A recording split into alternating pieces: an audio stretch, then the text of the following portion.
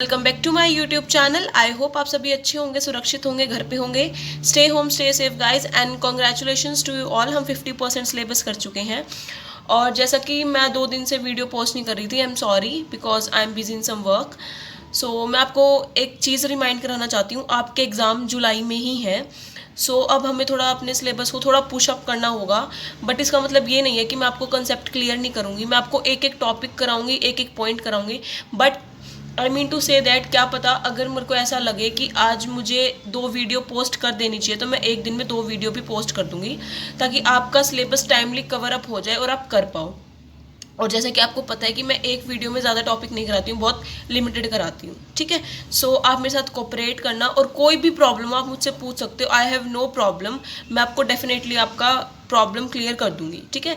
Time ना waste करते हम अपना चैप्टर स्टार्ट करते हैं, जो कि है हमारा एडवर्टाइजिंग बजट। एडवर्टाइजिंग बजट का मतलब क्या होता है कि जब भी हम अपनी कोई भी बजट हम प्लान करते हैं, एडवर्टाइजिंग हम करने जा रहे हैं, तो हम उसकी कुछ एक्टिविटीज़ को एक्सप्रेस करते हैं इन टर्म्स ऑफ मनी। कुछ उसका एक टाइम पीरियड फिक्स करते हैं, कुछ पैसे उस पर खर्च करते हैं। तो हम देखते हैं कि हमारा बनाते हैं लिस्ट कि हमारा जो अमाउंट है वो कहाँ कहाँ खर्च हो रहा है, हम एलोकेट कहाँ कहाँ कर रहे हैं अपनी मनी को, कि किस वे से हम अपने मार्केट ऑब्जेक्टिव को अचीव कर रहे हैं, कितना स्पेंड करके कर रहे हैं, और जो हमारे रिसोर्सेज हैं वो कितने हैं, और कौन कौन से हमारे फंक्शंस परफॉर्म करे जा रहे हैं। जो हमारी अमाउंट है वो कहाँ कहाँ different media, sales, charity, products and selling activities में कहाँ कहाँ एलोकेट हो रहे हैं।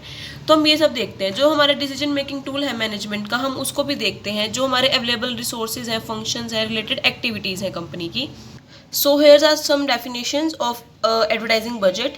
Advertising budget is a plan of projecting how much money is a business unit has its disposal from advertising and how it is going to spend this money to get better results in a specific period of time. कि हम इस money को हम कहाँ कहाँ use कर रहे हैं, और कितने मनी को हम कितने पैसों में कितने पैसा खर्च करके उसका बेस्ट रिजल्ट ले रहे हैं। आप इन चारों में से कोई भी डेफिनेशन याद कर सकते हो।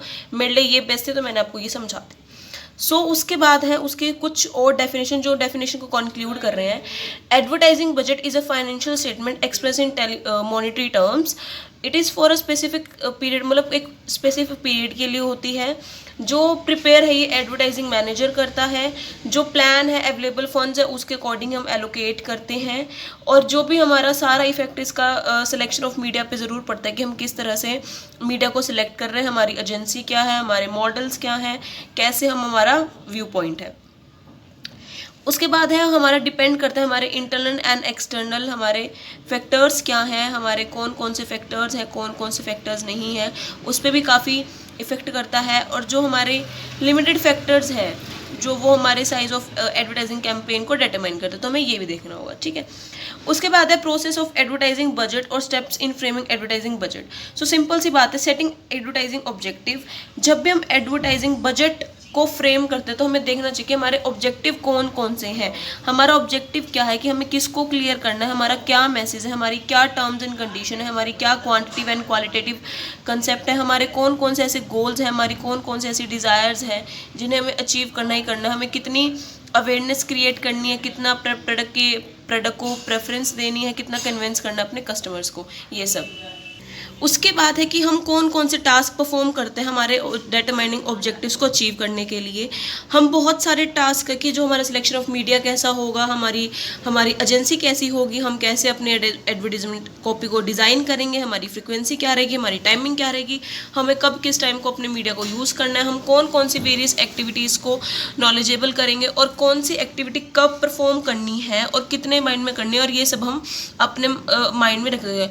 और अगर कोई हमारे एनवायरमेंट में चेंज है, हमारी एक्टिविटीज़ में चेंज आए, हमारे कंपटीशन में चेंज आए, तो हम कैसे तब अपने ऑब्जेक्टिव को चेंज करेंगे। तो हमें ये सब चीज़ें पहले ही डिटरमाइन करके चलनी पड़ती है। उसके बाद है प्रिपेयरिंग एडवर्टाइजिंग बजट। उसके बाद हम अपना बजट को फ्रेम करते हैं। हम ये आइडेंटिफाई करते हैं हमें कौन कौन सी एक्टिविटीज़ परफॉर्म करनी है और कौन कौन से ऑब्जेक्टिव्स को अचीव करना है ऑब्जेक्टिव्स को।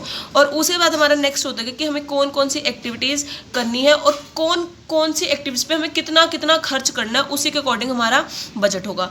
बजट हमेशा हमारा फ्लेक्सिबल होना चाहिए, हमारी कंटिजेंसी को ऐड करके होना चाहिए, जो भी हमारे प्रोविजंस होंगे वो भी हमें बनाने चाहिए, और उसी के अकॉर्डिंग जो भी ये बजट प्रिपेयर कौन करता है, advertising manager and marketing marketing manager मिलके ही प्रिपेयर करते हैं, क्योंकि उनके अंडर ही सब ये कंट्रोल होगा, वही ऑब्जेक्टिव प्लान्स करेंगे, वही हमारे बजट्स को प्लान करेंगे।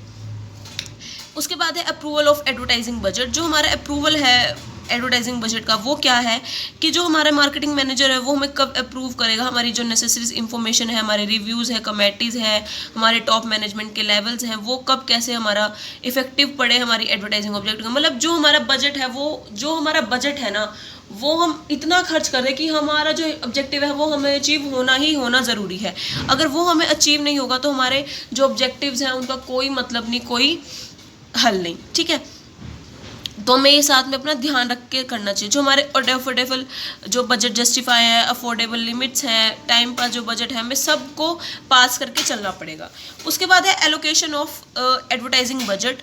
जो हमारे एडवर्टाइजिंग बजट है उसे हम एलोकेट करेंगे, मतलब डिवाइड करेंगे हमारी एक्टिविटीज़ में कि हमारी प्रोडक्ट लाइन पे हमें कितना खर्च करना है, हमारे प्रोडक्ट आइटम्स पे कितना करना है, मीडिया पे कितना करना है, जो हमारी सेल टेरिटरीज है उस पर कितना करना है, जो हमारे प्रोडक्ट है, हमारी मीडिया है, हमारे रिफंड्स हैं, हमारे जो डिपेंड करती है हमारी पॉलिसीज़ क्या है, कॉम्पिटिटर की स्ट्रैटेजीज़ क्या है, हमारे टास्क क्या हैं, ऑब्जेक्टिव्स क्या हैं, जो हमारे प्रोडक्ट की लाइफ साइकिल क्या है, इन सब पर हमारे चार्जेस लगते हैं। हमारी एडवर्टाइजिंग एजेंसी को भी हमें अपना टास्क कॉस्ट देनी पड़ती है। तो हमारा जो एडवर्टाइजिंग बजट है वो हमेशा फ्लेक्सिबल होना चाहिए ताकि हमारी हर एक चीज़ को वो हर एक कंपोनेंट को लेके चले। और अगर हमारा जो बजट एलोकेशन है वो रिजिड नहीं हुआ तो हमारे मैनेजर को उस नेसेसरी ऑथराइजेशन को, मतलब उसको मॉडिफिकेशन में एलोकेशन करने में काफ़ी दिक्कतें फेस करनी पड़ेगी। इन्होंने लिखा हुआ लास्ट लाइन में, budget allocation should be not rigid, तो advertisement should be authorize to make necessary modification in allocation of advertising budget. कोई प्रॉब्लम होती है उसको मॉडिफिकेशन करनी पड़ेगी अपनी तरफ से। मॉनिटरिंग एंड कंट्रोलिंग, ये आपका लास्ट स्टेप है प्रोसेस का। मॉनिटरिंग एंड कंट्रोलिंग का क्या मतलब है कि जब आप अपने एसेंशियल एडिक्वेट्स को कंट्रोल करते हो, मॉनिटर करते हो, तो आपका जो एक्चुअल एक्सपेंडिचर है उसको कंपेयर करो अपने प्लान एक्सपेंडिचर पे। मतलब आपने प्लान किया था 1 करोड़, आपके लगे 98, तो वो 2 करोड़ की कहाँ मिस हैपनिंग होगी। अगर आपने 1 करोड़ किया था तो आपके लग रहे हैं 1 करोड़ 5 लाख और, तो वो 5 लाख और एक्स्ट्रा कहाँ लगे। तो आपको हमेशा कंपेयर करना चाहिए अपने डिजायर्ड रिजल्ट से एक्चुअल रिजल्ट को। ठीक है, और उसके बाद फिर देखो कि आपको कहाँ कहाँ पे अच्छे मतलब करेक्टिव इन्फॉर्मेशन लेनी है, आपको किस किस जगह पे कौन कौन से एक्शन लेने हैं, कौन कौन सी रिस्पॉन्सिबिलिटी को फिक्स करना है, कहाँ पे आपको करेक्ट करनी है अपनी गलतियों को, और जो मैक्सिमम यूटिलाइजेशन ऑफ फंड है वो हो, आपको कोई वेस्टेज ना हो आपके एक्सपेंसेस पे, कोई जो आपकी एफिशिएंसी इंक्रीज हो एक्टिविटीज़ पर वो भी साथ साथ हो जाए। मतलब कंपेयर करो अपने रिजल्ट को, देखो कहाँ गलती है उसको ठीक करो, कोई वेस्ट मत करो, अपने जो रिसोर्सेज हैं उनको अच्छे से यूटिलाइज करो, तो उसको ही हम कहेंगे इफेक्टिव, आपकी इफेक्टिवनेस है मॉनिटरिंग में, और आपका बजट भी एप्रोप्रिएट है। ठीक है, इसके अकॉर्डिंग नेक्स्ट टॉपिक है आपका method of advertising appropriation of or method of approaches of determining the size of advertising budget. These are 9 methods जो आपको बताएंगे कि आपको किस किस तरीके से आप अपना एडवर्टाइजिंग बजट कर सकते हैं। तो हम इन्हें क्विकली करेंगे, मतलब क्विकली नहीं, धीरे धीरे कराऊंगी मैं आपको, बट अभी टाइम है वीडियो में तो मैं थोड़ा सा आपको आगे बता रही हूँ। सबसे पहला मेथड है परसेंटेज ऑफ सेल्स मेथड। इसमें क्या होता है, जो पास्ट ईयर का सेल्स होती है, एंटिसिपेट होते हैं, उसको हम प्री डिटरमाइंड सेल करते हैं। मतलब लास्ट अगर आपके 300 लाख रुपए लगे थे तो इस बार हम कुछ ऐसा करेंगे, मतलब टोटल हो गए 12 लाख। ठीक है, 4% की कर रहे हैं, तो इस बार अगर आप 30-40% सेल आपकी बढ़ रही है, इंक्रीज हो रही है, तो इसमें देखो कि 3-4 साल बाद कितनी लगेगी, तो आपको इसमें ईजी हो जाएगा। इन्होंने कहा है कि under this method the amount to be appropriate for advertising is arrived by the multiplying the value of past year. मतलब पास्ट ईयर से आप मल्टीप्लाई करके देखो तो आपको पता चलेगा आपकी परसेंटेज सेल्स मेथड कितनी हुई है, इस साल कितनी ज़्यादा आपकी सेल्स हुई है। ठीक है, इसके मेरिट्स देखिए, सिंपल मेथड है, वर्केबल है, ईजी टू अंडरस्टैंड है, फ्लेक्सिबल है, डायरेक्टली जो सेल होती है वो फ्लक्चुएट होती है, और जो आपकी प्राइस है वो सेल्स भी हाई होती है, आपको पता चलता है कि आपकी एडवर्टाइजमेंट कितनी सेल हुई। जो pre advertising Wars with competition है उसमें भी आपको हेल्प करता है उनसे प्रिवेंट करने में। जो आपके एक्सपेंसेस है सेल्स पे होने के वो बच जाते हैं, और जो आपका सेल्स पे जो आपका जितना भी स्पेंड हुआ था एडवर्टाइजिंग में, आप उसे इस बार लेस स्पेंड कर सकते हो अपनी एडवर्टाइजिंग में जहाँ पे आपकी सेल होगी। आप इस मेथड से सेटिस्फाइड होंगे बिकॉज क्योंकि ये जो आपका लास्ट ईयर था उससे इस बार आपको कम खर्चा करना पड़ेगा। डीमेरिट्स क्या है इस मेथड के इलॉजिकल है, क्योंकि कोई मेथड नहीं बनता कि हम लास्ट ईयर से करके देख रहे, कोई ज़रूरी होने कि इस साल भी भाई हमारी उतनी ही सेल होगी, कम भी तो हो सकती है। एब्रिटरी है, मतलब जो है वो फिक्स्ड नहीं है, कोई साइंटिफिक नहीं है, मतलब साइंटिफिक मेथड नहीं है, कोई लॉजिक नहीं है, बिन लॉजिक के ऐसे है। Baseless result when sales are declining, जब आपका सेल आपकी डिक्लाइन होगी तो आपका रिजल्ट जो होगा वो बेसलेस होगा, उसका कोई बेस नहीं होगा, उसका कोई लॉजिक नहीं होगा। Ignore other variables factor affecting budget, जो आपके अदर फैक्टर्स है like sudden change in market environment, जो level of competition, stage in product life cycle, उसका उनमें इन सबको इग्नोर किया, उन्होंने कुछ देखा ही नहीं है। उसके बाद है base result in the introduction stage of product life cycle, जब इंट्रोडक्शन स्टेज होती है वहाँ पे आपको कोई बेस नहीं बचा, क्योंकि वहाँ पे ना आपकी सेल्स इंक्रीज होगी ना ही लेस होगी, क्योंकि वो आपकी अवेयरनेस की स्टेज होती है, वहाँ पे आप प्रोडक्ट को दिखा रहे हो, बता रहे हो, आप नॉलेज दे रहे हो, तो वहाँ पे सेल्स का होना ना होना बराबर है, तो वहाँ पे ये मेथड यूज़ नहीं कर सकते आप। लास्ट पॉइंट है not much use for long term, अगर आपके लॉन्ग टर्म एडवाइजिंग के प्रोग्राम है तो आप वहाँ पे ये मत करिए, क्योंकि वहाँ पे वीकनेस है, वहाँ पे ये मेथड पॉपुलर नहीं है, क्योंकि वहाँ पे ये मेथड आपको एप्लीकेबल ही नहीं होगा। सेकंड मेथड है इसका कॉम्पिटिटिव पार्टी मेथड, ये तो आपको नाम से ही हो रहा है, जहाँ पे जितना कॉम्पिटिशन आपके कॉम्पिटिटर ने स्पेंड किया उससे आप थोड़ा दुगना करो, ताकि आपके जो कस्टमर है वो अट्रैक्ट हो जाए।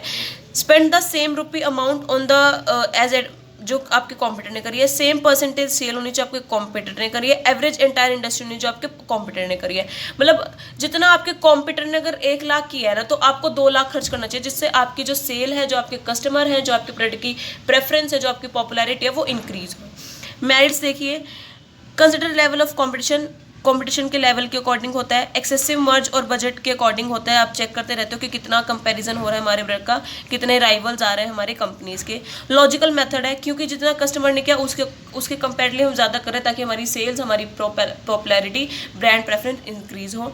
डीमेरिट्स क्या है, रॉन्ग एग्जाम्पशन, कई बार रॉन्ग एग्जाम्पशन भी लग सकती है, कई बार इन्फॉर्मेशन की अवेलेबिलिटी हो तो हम इस मेथड को यूज़ नहीं कर सकते, जो हमारी डिफरेंट प्रमोशन नीड्स हैं वो यहाँ पे ये रॉन्ग एग्जाम्पशन के कारण पीछे रह जाती हैं। Ignore other factor affecting ad budget, जो हमारे अदर राइवल्स हैं उनको हम दिक्कत आ जाती है हमें, वो इग्नोर हो जाते हैं इस बजट को स्पेंड करने में। सो वीडियो को लाइक, शेयर, कमेंट कर देना एंड चैनल को सब्सक्राइब कर देना। Thank you, have a nice day.